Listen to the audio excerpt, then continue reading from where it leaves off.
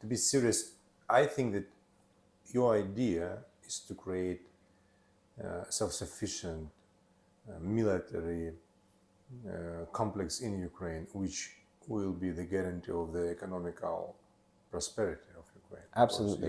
You cannot bring the money in Ukraine No. without creating a shield against Russia for Europe and That's actually it. the Western world.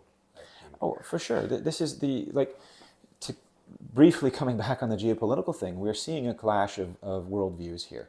There is an axis forming against we call it the countries of the West. I don't like to use the Western terminology because I think that there is it's not perfect, but we'll say kind of like the North Atlantic perspective. And the North Atlantic perspective, people will complain about the United States being overbearing, for example. But when the United States is being overbearing in a country, it's like, talking about tax policy and sending some NGOs with some different cultural ideas.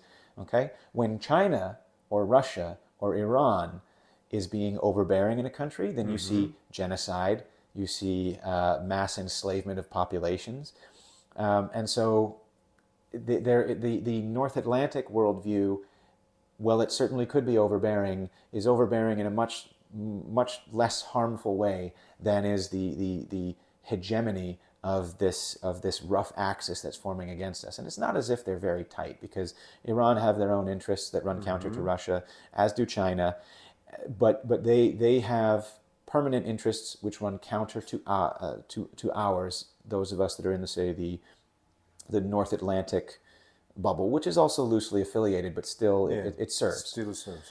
Yeah. And so we need to pay attention to this axis, and we need to pay attention to who our players are in the North Atlantic grouping, and Ukraine is the borderland. Ukraine is right here. We're on the edge, where the say maybe the North Atlantic consensus and the southeastern hegemonies, that we are where they meet. We are the shield of Europe, and we are the shield of the North Atlantic, because anything they want to do, they do have to do by land, and they have to cross us, or they have to cross the Black Sea, or they have to break into like the Baltic Sea, and the Baltic Sea is very well defended, but the Black Sea, through the Bosphorus, this is our backyard, and it's something that. So this comes into the samostinist, the self-supporting part, where Ukraine is really shining. We have taken control, for the most part, of the Black Sea. The Russians, they had to move their fleet out of Sevastopol to Novorossiysk, and they've had to move it even further now. And so we're dominating that space, and the shield has closed there for the most part. Of course, they still transit through the Bosphorus, but they have to do it in a very sneaky way now. But to come back to the self-supporting thing, Ukraine has incredible intellectual talent, incredible mineral resources,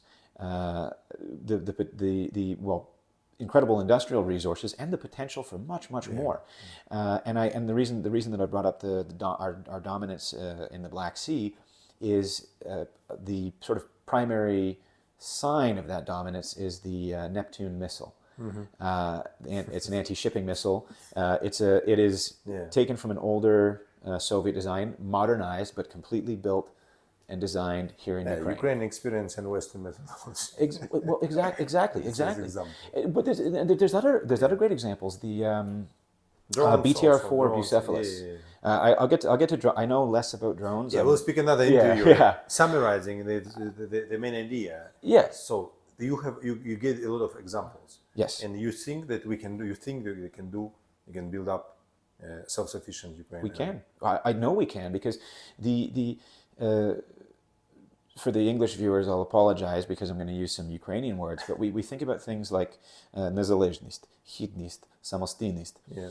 These independence, dignity, and self-sufficiency. Self-sufficiency. Yeah. But what's interesting is that those kind of are three legs of a tripod. At least the way that I have understood things over the past 6 years is that you can't have any of those 100% without having the others in place. You cannot be truly independent without having dignity and self-sufficiency. And you can't be self-sufficient without having independence to make your own decisions and having dignity to take those decisions. And of course, you can't be very dignified when you're not independent and not self-supporting.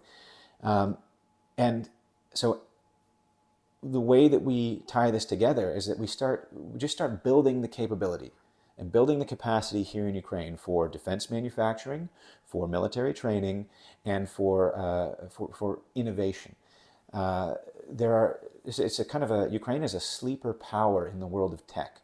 Not many people understand how many, for example, web hosting services are out here, massive data centers that are designed and administered by Ukrainians, and it. Thank you. Yeah. Ken, I'll keep going forever. Thank you for very much. I will not cut anything from your interview because it will be published full of. I think we can record another interview in the future, and I think you are the voice of new cooperation between Ukraine and the West. Thank you. Very much. I'd love to be. Thank you.